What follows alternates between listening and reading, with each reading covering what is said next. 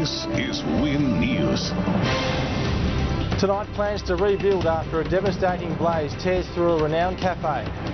World leaders converge on Brisbane on the eve of the G20 summit. And 80 of the world's top foodies arrive in Hobart.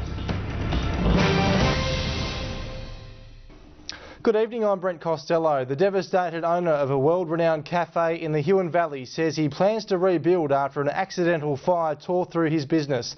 The blaze broke out in the kitchen of the popular Red Velvet Lounge last night, leaving residents of the small town of Cygnet stunned.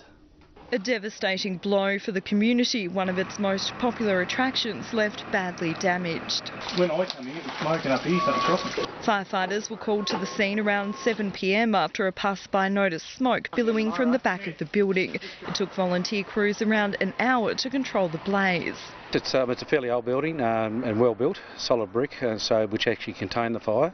But the firefighters were able to stop any smoke and embers getting into neighbouring residents. Stephen Cumper didn't want to speak on camera. He expressed his appreciation to firefighters and the community for its support. He says he hopes to rebuild. In the meantime, the community is encouraging tourists and Tasmanians to keep visiting. There's lots of other things in the town. Sophie Coral, Win News. Around 100 of the world's top food chefs, journalists and critics have gathered in Hobart ahead of tonight's Restaurant Australia Gala dinner. Today, a marketplace event saw the country's best foodies showcase their produce. Georgia Love was there. A culinary who's who converged on Hobart's waterfront.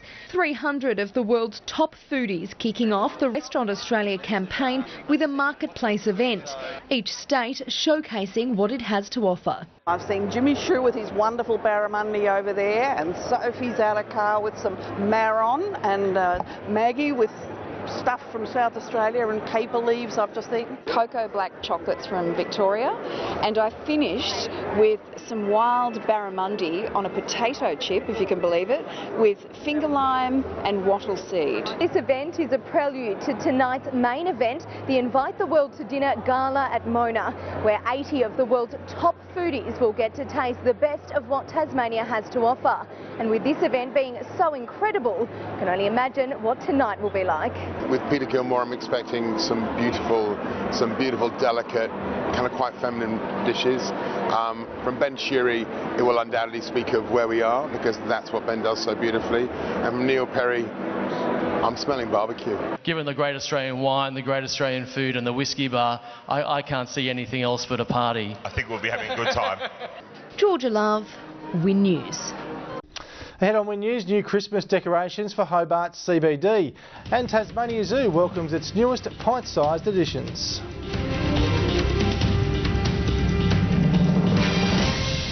Welcome back to Win News. To finance, and the Australian share market has closed higher, ending a 4-session run of losses. The All Ordinaries Index closed up 10 points. It was also a good day for the big four banks, all finishing up. The Aussie dollar closed down against the major currencies.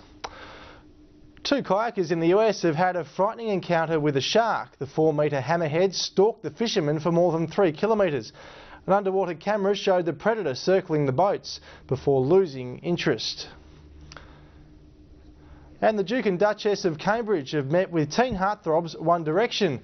The band will perform at a charity event in London hosted by the Royals. Prince Harry was elsewhere presenting a ceremonial flag to a RAF regiment in Suffolk. Tasmania Zoo has become the latest sanctuary in the country that's fighting to save the critically endangered cotton-top tamarin.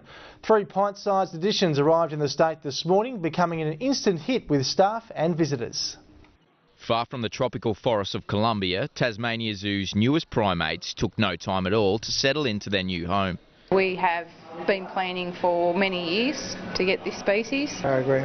Around 3/4 of the cotton-top's original habitat has been destroyed due to deforestation, and it's estimated there's only around 5,000 of them left in the wild. That's why the zoo's doing its bit to ensure that the species doesn't fade into history. Otherwise they'll just die out, and our children, in the future, will never ever see anything like this. Tom Cooper, Win News. Well, sports up next as a favourite son returns to Windy Hill, and Tasmania welcomes back some star power ahead of Sunday's Sheffield Shield.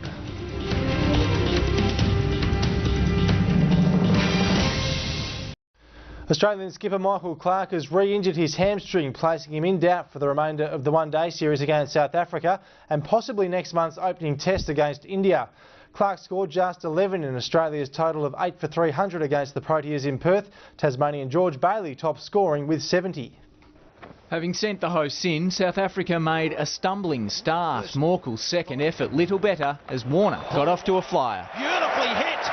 All the way again from David. Guardian joining Clarke on the sidelines as Bailey made the tourist pay, giving his bowlers a handy total to defend.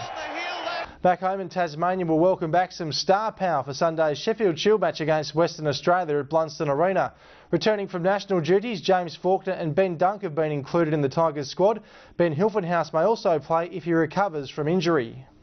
After being away with the Australian team, Blunston Arena's redevelopment took James Faulkner by surprise. It is a little bit foreign. It was such a close setup here behind me with the change rooms and everything was very familiar. So at the moment, I sort of take a little while to get used to everything. He'll also need to get used to using red balls again. Over the past 12 months, the all-rounder has been limited to one day and 2020 cricket. It's been obviously a long time since I played a red ball game and played it 100%, so I'm looking forward to the start of this game, hopefully some runs and wickets, but like I said, more importantly, as long as we're winning. Tasmania lost to Western Australia in their opening Shield match just a few weeks ago, but the Tigers will be confident after upstaging Victoria at home this week. Finally, Hobart City's big recruiting drive continues, with the club confirming it's in discussions with delisted Geelong player George Burberry. But Demons coach Michael McGregor isn't getting too excited. He expects the Tasmanian to be redrafted. How someone could not pick him up would be astounding to me, but yeah, we'd love to have him. So announced the signing of successful Queensland footballer Ryan Matthews. The Neefle Premiership player is looking forward to life as a TSL player. I think it's underrated interstate. And I know it's a good club, that's why I'm keen to come down here and give it a shake. Not moving any quicker. He expects the team will play finals next season. And that's all for sport tonight. The weather details next after the break.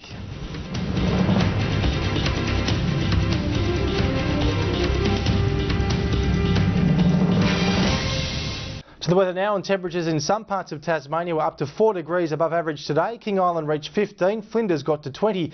On the northwest coast, Burnie 18 and Devonport 19 degrees. Launceston rose to 21 after 14 overnight.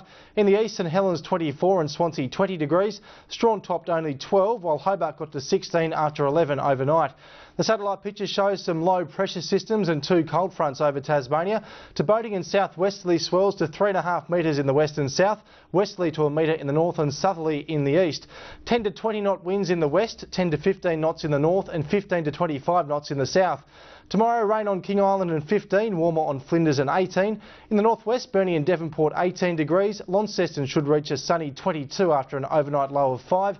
On the east coast, St Helens 18 and Swansea 19 degrees. In the west, showers for Strawn and 14, while Hobart has a forecast of a late shower and a top of 19 degrees. If you're heading interstate tomorrow, showers in Adelaide, Melbourne, Canberra and Sydney, mainly fine elsewhere.